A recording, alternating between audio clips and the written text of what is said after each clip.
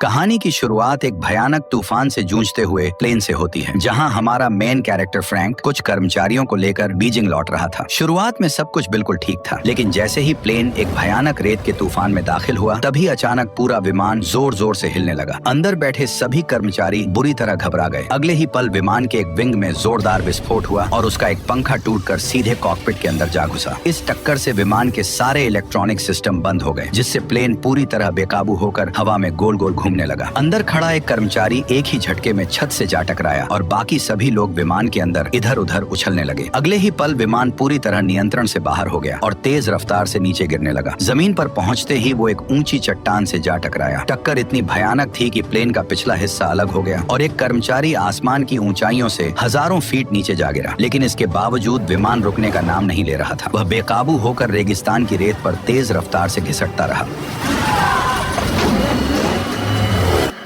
कई घंटों बाद जब सभी को होश आया तो उन्होंने देखा कि आखिरकार विमान रुक चुका है। लेकिन इस भयानक हादसे की वजह से उनके 3 साथी मौके पर ही मारे जा चुके थे और कैप्टन फ्रैंक भी गंभीर रूप से घायल था। बाहर रेत का तूफान अब भी थमने का नाम नहीं ले रहा था। ऐसे में विमान से बाहर निकलना नामुमकिन था। ऊपर से विमान के अंदर ऑक्सीजन भी लगातार कम होती जा रही थी। तभी मजबूर होकर एक साथी ने बिना सोचे समझे खिड़की तोड़ दी। लेकिन अगले ही पल तेज रफ्तार से रेत अंदर भरने लगी। तभी सबको एहसास हुआ कि उनका पूरा विमान रेत के नीचे दब चुका है। कुछ देर बाद तूफानी हवाओं ने रेत हटानी शुरू कर दी और देखते ही देखते पूरा विमान दोबारा नजर आने लगा। बचे हुए सभी लोग डरते डरते प्लेन से बाहर निकले। बाहर आते ही उन्होंने सबसे पहले खाने पीने के सामान की जांच की। तभी उन्हें एक डरावना सच पता चला। उनके पास सिर्फ 1 महीने का राशन और पीने का पानी ही बचा था। कैप्टन ने मैप देखकर सभी को बताया कि उनका विमान चीन के एक ऐसे अनजान रेगिस्तानी इलाके में क्रैश हुआ है, जहाँ दूर दूर तक किसी इंसान का नामो निशान तक नहीं है। सबसे बड़ी परेशानी यह थी कि उनके पास कोई भी रेडियो सिग्नल नहीं बचा था, जिससे वे किसी को अपनी मदद के लिए बुला सकें। इसी बीच एक गंजा आदमी आगे आया और बोला कि वह पैदल चलकर इस रेगिस्तान से बाहर निकल सकता है, क्योंकि वो पहले कई बार ट्रैकिंग कर चुका है। लेकिन तभी रेडी नाम के एक आदमी ने उसे रोक दिया। उसने बताया कि अभी जुलाई का महीना चल रहा है और इस रेगिस्तान में जुलाई साल का सबसे तपता हुआ महीना माना जाता है। उसने समझाया कि अगर कोई यहाँ से 1 गिलास पानी पीकर भी निकले तो रास्ते में उसके शरीर से उससे 10 गुना ज्यादा पसीना निकल जाएगा। ये सुनते ही गंजे को भी समझ आ गया कि इस रेगिस्तान को अकेले पार करना लगभग नामुमकिन है। इसके बाद सभी ने मिलकर अपने मारे गए 3 साथियों को रेगिस्तान की रेत में दफना दिया। यह पल हर किसी के लिए बेहद दर्दनाक था, क्योंकि अब उन्हें समझ आ चुका था कि उनकी असली जंग तो अब शुरू होने वाली है। उस रात सभी लोग थक हार कर प्लेन के अंदर ही सो गए। उन्हें उम्मीद थी कि अगले दिन कोई नया रास्ता निकल आएगा। लेकिन आधी रात को जैसे ही डेविस वॉशरूम जाने के लिए प्लेन से बाहर निकला, तभी रेगिस्तान में तेज आंधी चलने लगी। अचानक उसका पैर एक पत्थर से टकराया और उसका संतुलन बिगड़ गया। वह रेत के टीले से फिसलता हुआ सीधे एक गहरी खाई में जा गिरा। धूल भरी आंधी की वजह से उसे कुछ भी दिखाई नहीं दे रहा था। उसने मदद के लिए जोर जोर से आवाज लगानी शुरू कर दी, लेकिन तेज हवाओं ने उसकी हर चीख दबा दी। अगली सुबह जब सभी लोगों की आंख खुली तो पता चला कि डेविस गायब था। ये सुनते ही सभी घबराकर उसे चारों तरफ ढूंढने लगे, लेकिन काफी देर तक तलाश करने के बाद भी उसका कहीं कोई निशान नहीं मिला। दरअसल रात में आए भीषण रेत के तूफान में डेविस जिंदा ही रेत के नीचे दब चुका था। लेकिन इस सच्चाई से पूरी तरह बेखबर उसका सुपरवाइजर जोर जोर से उसका नाम पुकारने लगा। वह तुरंत उसे ढूंढने के लिए बाहर निकलने ही वाला था कि तभी एक और भीषण रेत का तूफान सीधे उनकी तरफ बढ़ने लगा। मजबूरन बाकी लोगों ने उसे पकड़कर वापस विमान के अंदर खींच लिया। तूफान थमने के बाद साथी के गायब होने से पूरे ग्रुप में बेचैनी फैल गई। इसी बीच 2 पैसेंजर्स चुपके से कुछ पानी की बोतलें लेकर रेगिस्तान से निकलने की तैयारी करने लगे। लेकिन तभी कैप्टन ने उन्हें देख लिया। उसने सख्त लहजे में कहा कि यहाँ से कोई भी पानी की एक बूंद भी नहीं ले जाएगा। देखते ही देखते बात इतनी बढ़ गई कि दोनों के बीच हाथापाई शुरू हो गई और इसी धक्का मुक्की में पानी की बोतल लोहे के पाइप से टकराकर फूट गई, जिससे उनका बचा हुआ सारा पानी रेगिस्तान की रेत में बर्बाद हो गया। ये देखकर सभी लोगों का गुस्सा और भड़क उठा। तभी इलियट नाम का एक आदमी आगे आया। उसने किसी तरह सबको शांत कराया और कहा कि उसके पास यहाँ से जिंदा निकलने का एक तरीका है। उसने बताया कि वह पिछले कई दिनों से टूटे हुए प्लेन की बारीकी से जांच कर रहा था। उसका कहना था कि अगर सभी लोग साथ दें तो उसी विमान के मलबे से एक छोटा प्लेन बनाया जा सकता है। ये सुनकर कैप्टन ने हैरानी से पूछा कि उसे प्लेन के बारे में कितनी जानकारी है। एलियट ने पूरे आत्मविश्वास से जवाब दिया कि वह पहले भी कई विमान डिजाइन कर चुका है और इस टूटे हुए विमान से भी एक नया विमान तैयार कर सकता है। उसकी बात सुनते ही सभी के अंदर उम्मीद की एक नई किरण जाग उठी। सभी लोग एलियट का साथ देने के लिए तैयार हो गए, लेकिन कैप्टन अब भी अपनी बात पर अड़ा रहा। उसका कहना था कि बिना जरूरी सामान के इस रेगिस्तान में प्लेन बनाना नामुमकिन है। उसके मुताबिक इससे सिर्फ समय और राशन की बर्बादी होगी। लेकिन अगली सुबह एक नई मुसीबत सामने आ गई। लिडल नाम का उनका एक साथी बिना किसी को बताए अचानक गायब हो चुका था। ये खबर मिलते ही कैली तुरंत उसे ढूंढने के लिए निकलने लगी, लेकिन कैप्टन ने उसे वहीं रोक दिया। वह खुद पानी की एक बोतल लेकर अकेले उसकी तलाश में निकल पड़ा। चलते चलते वह उस जगह पहुंचा जहां प्लेन का पिछला हिस्सा चट्टानों से टकराया था। वहीं उसकी नजर उस आदमी की लाश पर पड़ी जो हादसे के वक्त प्लेन से बाहर जा गिरा था। करीब जाकर देखने पर कैप्टन के होश उड़ गए। उस आदमी के शरीर से सारे कपड़े गायब थे और पूरी बॉडी गोलियों के निशानों से भरी हुई थी। तभी लिडल भी वहीं पहुंच गया जिसकी तलाश में कैप्टन यहाँ तक आया था। लिडल ने बताया कि वह अपनी घड़ी लेने वापस आया था। वह घड़ी उसे उसकी गर्लफ्रेंड ने गिफ्ट की थी, लेकिन जब उसने लाश की कलाई देखी तो घड़ी गायब थी। उसी पल उसे समझ आ गया कि इस सुनसान रेगिस्तान में उनके अलावा भी कोई मौजूद है और वह इतना बेरहम है कि उसने एक मरे हुए इंसान पर कई गोलियां चलाई और उसकी घड़ी छीनकर वहां से फरार हो गया। ये सुनकर कैप्टन तुरंत उसे वापस चलने के लिए कहने लगा, लेकिन लिडल ने उससे पूछा कि आखिर वह नया प्लेन बनाने के खिलाफ क्यों है। कैप्टन ने साफ कहा कि वह लोगों को झूठी उम्मीद नहीं देना चाहता है, क्योंकि उसे यकीन था कि वह प्लेन कभी उड़ नहीं पाएगा। इस पर लिडल ने एक ऐसी बात कही जिसने कैप्टन की पूरी सोच बदल दी। उसने कहा, अगर हम किसी को खुशी नहीं दे सकते तो कम से कम उसकी जीने की उम्मीद तो नहीं छीननी चाहिए। लिडल की यह बात सीधे कैप्टन के दिल में उतर गई। आखिरकार उसने भी नया प्लेन बनाने का फैसला कर लिया। जब दोनों वापस कैंप पहुंचे तब कैप्टन ने एलियट से कहा कि अब सभी लोग उसके साथ मिलकर नया प्लेन बनाएंगे। यह सुनकर सबके चेहरों पर फिर से उम्मीद लौट आई। इसके बाद सभी लोग एलियट के इशारों पर टूटे हुए प्लेन के मलबे से नया प्लेन बनाने में जुट गए। लेकिन रेगिस्तान की भीषण गर्मी ने उनका काम और मुश्किल बना दिया। दिन में बाहर काम करना अपनी जान जोखिम में डालने जैसा था, इसलिए उन्होंने फैसला किया कि वे सब लोग दिन में आराम करेंगे और पूरी रात काम करेंगे। इस सब की पूरी जिम्मेदारी कैप्टन ने संभाल ली ताकि हर चीज सही समय पर हो। उन्होंने प्लेन के पास आग जलाई और एक छोटे जनरेटर से रात में रोशनी का इंतजाम कर लिया। लेकिन एक रात वेल्डिंग करते समय कुछ चिंगारियां सीधे फ्यूल के ड्रम पर जा गिरी और तभी अचानक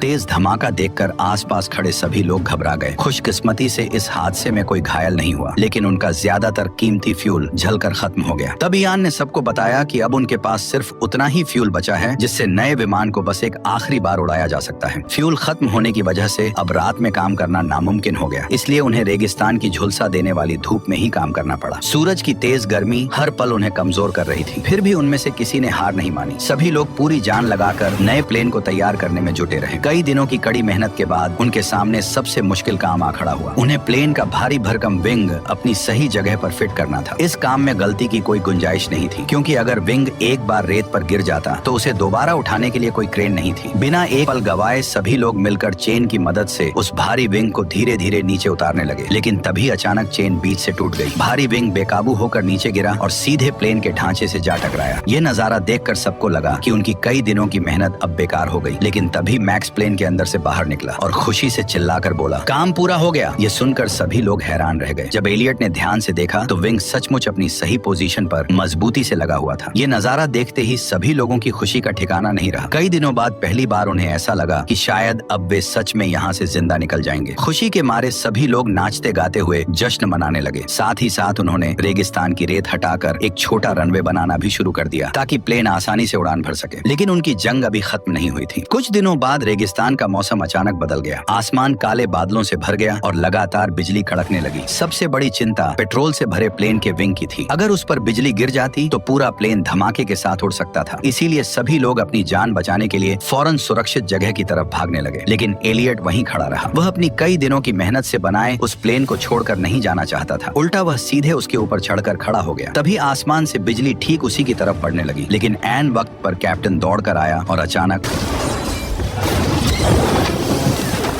इस तरह कैप्टन ने एलियट की जान बचा ली, क्योंकि वो जानता था अगर एलियट मर गया तो इस प्लेन को पूरा बनाना नामुमकिन हो जाएगा। तूफान गुजरने के बाद सभी ने मिलकर अपने नए प्लेन का नाम फिनिक्स रखा। हालांकि अभी उस पर थोड़ा काम बाकी था। इसी बीच उनका पीने का पानी भी तेजी से खत्म हो रहा था। इसीलिए केली आखिरी उम्मीद लेकर पानी की तलाश में निकल पड़ी। लेकिन कुछ ही दूर जाकर उसे एक ऐसा नजारा दिखा जिसने उसके होश उड़ा दिए। वह बिना एक पल गवाए दौड़ती हुई अपनी टीम के पास लौट आई। रात होते ही कैप्टन अपने दो साथियों के साथ दूरबीन लेकर वहाँ पहुंचा। तभी उसने देखा कि रेगिस्तान में कुछ दूरी पर कई टेंट लगे हुए हैं। कैप्टन और मार्क ने ध्यान से देखा तो समझ गए कि वे साधारण लोग नहीं हैं। वे खतरनाक लुटेरे हैं जो रेगिस्तान के रास्ते हथियारों की तस्करी करते हैं। कैप्टन ने कहा कि अब पानी का इंतजाम करने का सिर्फ एक ही रास्ता बचा है, उन्हें उन्हीं लुटेरों के पास जाकर मदद मांगनी होगी। लेकिन एलियट ने तुरंत ऐसा करने से मना कर दिया। उसने कहा कि उन लोगों के पास खतरनाक हथियार हैं। अगर कैप्टन के साथ कुछ हो गया तो फीनिक्स को पूरा बनाना नामुमकिन हो जाएगा। फिर भी कैप्टन के कहने पर उसके कुछ साथी लुटेरों की तरफ निकल पड़े। वहीं सुरक्षा के लिए कैप्टन अपने एक साथी के साथ कुछ दूरी पर एक बड़ी चट्टान के पीछे छिप गया ताकि जरूरत पड़ने पर कवर फायर दे सके। उधर जैसे ही उनके साथी पानी मांगने के लिए आगे बढ़े तभी एक लुटेरे ने बिना उनकी बात सुने ही सीधे उन पर फायरिंग शुरू कर दी, जिससे उनका एक साथी मौके पर ही मारा गया। ये देखते ही कैप्टन और उसके साथी ने भी जवाबी हमला शुरू कर दिया। कुछ ही देर में लगभग सारे लुटेरे वहीं ढेर हो गए। हालांकि एक लुटेरा घायल हालत में वहां से भाग निकला। कैप्टन चाहता तो उसे आसानी से मार सकता था, लेकिन उसने गोली नहीं चलाई क्योंकि वह कातिल नहीं बनना चाहता था। इसी बीच कैप्टन मारे गए लुटेरों की तलाशी लेने लगा। तभी उसकी नजर एक लुटेरे की कलाई पर बंधी घड़ी पर गई। उसने देखा कि यह वही घड़ी थी जो लिडल की गर्लफ्रेंड ने उसे गिफ्ट की थी। अब सबको पूरी सच्चाई समझ आ गई। प्लेन क्रैश के बाद जिस मरे हुए साथी की लाश पर गोलियां चलाई गई थी और जिसकी घड़ी लूट ली गई थी, उसे लूटने वाले कोई और नहीं बल्कि यही लुटेरे थे। इसके बाद वे एक घायल लुटेरे को पकड़कर अपने कैंप में ले आए। ग्रुप के कुछ लोग उसे वहीं मार देना चाहते थे क्योंकि उसके साथियों ने उनके एक दोस्त की जान ले ली थी, लेकिन कैप्टन ने ऐसा करने से साफ इनकार कर दिया। इसी बात को लेकर पूरी टीम के बीच जोरदार बहस छिड़ गई। तभी एलियट ने अचानक बंदूक निकाली और घायल लुटेरे को गोली मार दी। ये देखकर कैप्टन का गुस्सा फूट पड़ा। दोनों के बीच जोरदार बहस शुरू हो गई। एलियट ने सारा दोष कैप्टन पर डाल दिया। उसने कहा कि अगर कैप्टन की गलती न होती तो वे इस रेगिस्तान में कभी नहीं फंसते। उसने यह भी याद दिलाया कि उसने पहले ही लुटेरों के पास जाने से मना किया था, लेकिन कैप्टन ने उसकी एक नहीं सुनी और उसी फैसले की वजह से उनका एक और साथी मारा गया। यह सुनते ही कैप्टन अपना आपा खो बैठा। गुस्से में उसने एलियट के चेहरे पर जोरदार मुक्का जड़ दिया। उस एक मुक्के ने एलियट की ईगो को हर्ट कर दिया। वह गुस्से में सबके सामने साफ साफ बोल दिया कि अब वह फीनिक्स पर 1 मिनट भी काम नहीं करेगा। यह सुनते ही पूरे ग्रुप में खलबली मच गई क्योंकि सभी जानते थे कि अगर एलियट ने साथ छोड़ दिया तो फीनिक्स कभी पूरा नहीं बन पाएगा। आखिरकार सबकी जान बचाने के लिए कैप्टन को उसके सामने झुकना पड़ा। वह खुद एलियट के पास गया और उससे माफी मांगते हुए बोला कि अब से वह उसकी हर बात बिना कोई सवाल किए मानेगा। कैप्टन की बात सुनकर आखिरकार एलियट का गुस्सा शांत हो गया और वह एक बार फिर फीनिक्स को पूरा बनाने में जुट गया। लेकिन काम शुरू होते ही लुटेरे एक बार फिर वहां आ पहुंचे। इस बार उन्होंने हमला करने की बजाय इंतजार करना बेहतर समझा। उन्हें मालूम था कि अब कैप्टन की टीम के पास उन्हीं की बंदूकें थीं, इसलिए उन्होंने सोचा कि जैसे ही इन लोगों का राशन और पानी खत्म होगा पूरी टीम खुद ब खुद कमजोर पड़ जाएगी और तब उन पर हमला करना बहुत आसान हो जाएगा। उधर बढ़ते खतरे को देखकर टीम ने फीनिक्स को तैयार करने की रफ्तार और बढ़ा दी। आखिरकार कई दिनों की जी तोड़ मेहनत के बाद फीनिक्स पूरी तरह तैयार हो गया। लेकिन तभी कैप्टन के हाथ एक पुरानी मैगजीन लगी। उसमें छोटे छोटे प्लेन के कई मॉडल छपे हुए थे। उन्हें देखते ही कैप्टन के होश उड़ गए क्योंकि फीनिक्स का डिजाइन उन्हीं मॉडल्स से मिलता जुलता था। अगले ही पल एलियट का सबसे बड़ा राज सबके सामने आ गया। शुरुआत में वह जिन प्लेन की बात कर रहा था वे असली नहीं बल्कि बच्चों के उड़ने वाले मॉडल प्लेन थे। एलियट पूरी जिंदगी सिर्फ रिमोट कंट्रोल मॉडल प्लेन ही डिजाइन करता आया था। उसने आज तक कभी कोई असली उड़ने वाला प्लेन बनाया ही नहीं था। ये सच सामने आते ही सबका गुस्सा फूट पड़ा। इयान नाम का एक साथी तो गुस्से में सीधे एलियट के माथे पर बंदूक तान कर खड़ा हो गया। वह चिल्लाकर बोला कि एलियट इतने दिनों से सबकी जिंदगी के साथ खेल कर रहा था। उसके मुताबिक ये कबाड़ जैसा प्लेन कभी उड़ ही नहीं सकता है। लेकिन एलियट के चेहरे पर जरा भी डर नहीं था। उसे अपने डिजाइन पर पूरा भरोसा था। वो फुल कॉन्फिडेंस के साथ बोला कि उसका बनाया हुआ प्लेन जरूर उड़ेगा। तभी कैप्टन ने बीच में आकर समय रहते इयान को गोली चलाने से रोक दिया। उसी वक्त रेगिस्तान में फिर से तेज आंधी चलने लगी। हवा का दबाव इतना बढ़ गया कि फीनिक्स अपने आप हल्का हल्का ऊपर उठने लगा। ये देखकर सबको यकीन हो गया कि एलियट का डिजाइन सचमुच काम कर सकता है। लेकिन अगले ही पल आंधी और भी भयानक हो गई। देखते ही देखते पूरा फीनिक्स रेत के नीचे दब गया। मौसम शांत होने पर सबने रेत में दफन अपना प्लेन देखा और उनकी सारी खुशी एक बार फिर मायूसी में बदल गई। रेत में दबा फीनिक्स देखकर सबको लगने लगा कि उनकी सारी मेहनत बेकार हो चुकी है। अब शायद वे फीनिक्स को कभी भी रेत से बाहर नहीं निकाल पाएंगे। लेकिन तभी कैप्टन आगे आया। उसने कहा कि उन्होंने अपना खून पसीना बहाकर फीनिक्स बनाया है और अब वे इसे हर हाल में उड़ाकर ही यहाँ से निकलेंगे। कैप्टन ने सबको याद दिलाया कि उनका परिवार बेसब्री से उनका इंतजार कर रहा है और वे अपने साथियों की कुर्बानी को यूं ही बेकार नहीं जाने देंगे। कैप्टन की बातों ने पूरी टीम में फिर से जान डाल दी। सभी लोग पूरी ताकत से जुट गए। उन्होंने कुछ ही मिनटों में मिलकर फीनिक्स को रेत से बाहर निकाल लिया और धकेल कर रनवे तक ले आए। सब कुछ तैयार होने के बाद कैप्टन पहली बार फीनिक्स का इंजन स्टार्ट करने पहुंचा। सभी लोग बेसब्री से उसके चालू होने का इंतजार कर रहे थे। लेकिन तभी इंजन के अंदर एक छोटा सा धमाका हुआ। उसकी तेज आवाज दूर बैठे लुटेरों तक भी पहुंच गई और अगले ही पल फीनिक्स का इंजन फिर बंद हो गया। ये देखकर सबकी सांसें थम गईं। लेकिन कैप्टन ने हार नहीं मानी। उसने दोबारा इंजन स्टार्ट करने की कोशिश की, मगर हर बार इंजन कुछ सेकंड चलता चलता और फिर बंद हो जाता। ये देखकर एलियट समेत सभी लोगों की उम्मीद टूटने लगी। उन्हें लगने लगा कि शायद उनका आखिरी मौका भी खत्म हो गया है। लेकिन कैप्टन ने एक आखिरी कोशिश की और इस बार फीनिक्स का इंजन जोरदार गूंज के साथ पूरी तरह स्टार्ट हो गया। ये देखते ही सभी खुशी से झूम उठे। इंजन की गूंज दूर बैठे लुटेरों तक भी पहुंच गई। वे तुरंत घोड़ों पर सवार हुए और बंदूकें लेकर फीनिक्स की तरफ दौड़ पड़े। इधर सभी लोग फौरन प्लेन पर चढ़ गए और उसके विंग्स को कसकर पकड़ लिया। दरअसल एलियट ने फीनिक्स को एक अलग ही तरीके से डिजाइन किया था। उसमें अंदर बैठने की कोई जगह नहीं थी। उन्होंने टूटे हुए बड़े विमान के हिस्सों से सिर्फ उड़ने लायक हल्का ढांचा तैयार किया था ताकि बहुत कम फ्यूल में भी वह इस रेगिस्तान से बाहर निकल सके। फीनिक्स रनवे पर पूरी रफ्तार से दौड़ने लगा। उधर पीछे से लुटेरे लगातार गोलियां बरसा रहे थे। इसी फायरिंग के बीच प्लेन के एक विंग में खराबी आ गई। ये देखते ही एलियट बिना देर किए पीछे की तरफ पहुंच गया। उसने अपनी जान जोखिम में डालकर उड़ते प्लेन में ही उस खराबी को ठीक करना शुरू कर दिया। तभी रनवे भी खत्म हो गया और फीनिक्स सीधे एक गहरी घाटी की ओर बढ़ने लगा। उनके पास रुकने का कोई रास्ता नहीं था क्योंकि पीछे लुटेरे लगे हुए थे। अगले ही पल प्लेन सीधे घाटी में जा गिरा। यह देखकर पीछा कर रहे लुटेरे वहीं रुक गए। उन्हें पूरा यकीन हो गया कि फीनिक्स अब खत्म हो चुका है। लेकिन अगले ही पल